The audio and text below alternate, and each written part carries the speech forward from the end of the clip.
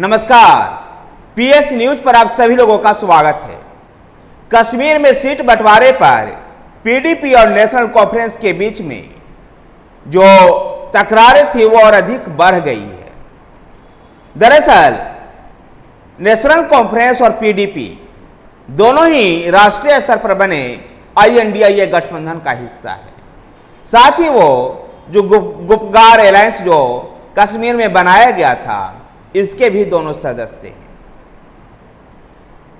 पिछला लोकसभा चुनाव में राज्य की 3 सीट पर नेशनल कॉन्फ्रेंस चुनाव जीतने में सफल हुई थी।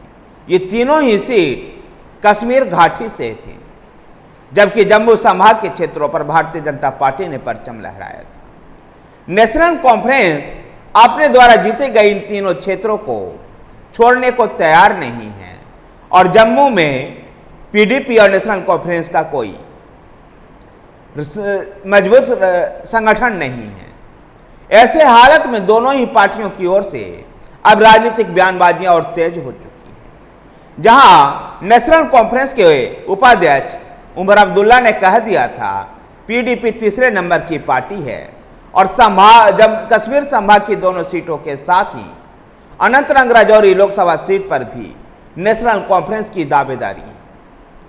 जबकि पीडीपी को ऐसी उम्मीद थी कि कश्मीर संभाग की दोनों सीटों पर नेशनल कॉन्फ्रेंस चुनाव लड़ेगी और जम्मू और कश्मीर संभाग से मिलकर बना अनंतनाग राजौरी लोकसभा क्षेत्र वो पीडीपी के लिए छोड़ेगी। लेकिन नेशनल कॉन्फ्रेंस ऐसा करते हुए दिखाई नहीं दे रही है, इसलिए दोनों पार्टियों में तकरार अधिक बढ़ रही है।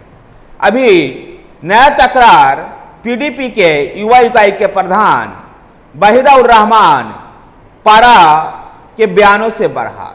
उन्होंने नेशनल कॉन्फ्रेंस के उपाध्यक्ष उमर अब्दुल्ला को आड़े हाथों लेते हुए कहा कि पीडीपी को हमारी पार्टी को तीसरे नंबर की पार्टी राज्य में बताई जा रही है, जबकि कश्मीरियों का एकमात्र प्रतिनिधित्व करने वाला दल नेशनल कॉन्फ्रेंस नहीं है। तो नेशनल कॉन्फ्रेंस की ओर से भी पीडीपी को लेकर के ऐसे तीखे बयान चलाए गए। पीडीपी की ओर से अगर नेशनल कॉन्फ्रेंस के साथ समझौता नहीं होता है तो पुलवामा श्रीनगर गांदरबल लोकसभा सीट से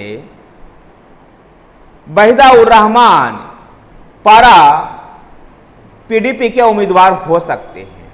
इसलिए दोनों ही पार्टियों में अब जो रार थी वो और अधिक बढ़ती चली जा रही है। इस बीच वहीदा उर रहमान पारा ने कहा है कि नेशनल कॉन्फ्रेंस को उमर अब्दुल्ला अगर हमारे पार्टी के अध्यक्ष महबूबा मुफ्ती से बात किए होते तो हम कश्मीर घाटी के तीनों सीटों के साथ ही लद्दाख पर भी अपनी दावेदारियां छोड़ देते। लेकिन चूंकि उन्होंने ऐसा हमारे अध्यक्ष के साथ बातचीत नहीं की और एक तरफा उन्होंने घोषणा कर दी। उमर अब्दुल्ला की पार्टी नेशनल कॉन्फ्रेंस की ओर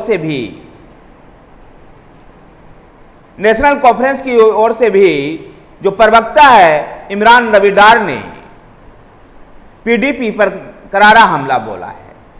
उन्होंने कहा है, इमरान रविदार ने कहा है कि राज्य में भारतीय जनता पार्टी को लाने वाले पीडीपी को कश्मीरियों का प्रतिनिधित्व नहीं कर सकती है।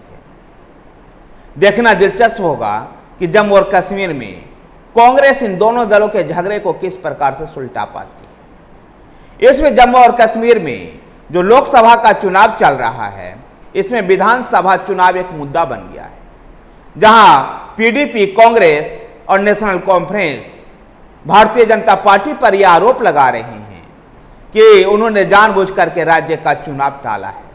गौरतलब है कि राज्य में 2014 में आखिरी बार विधानसभा का चुनाव हुआ था।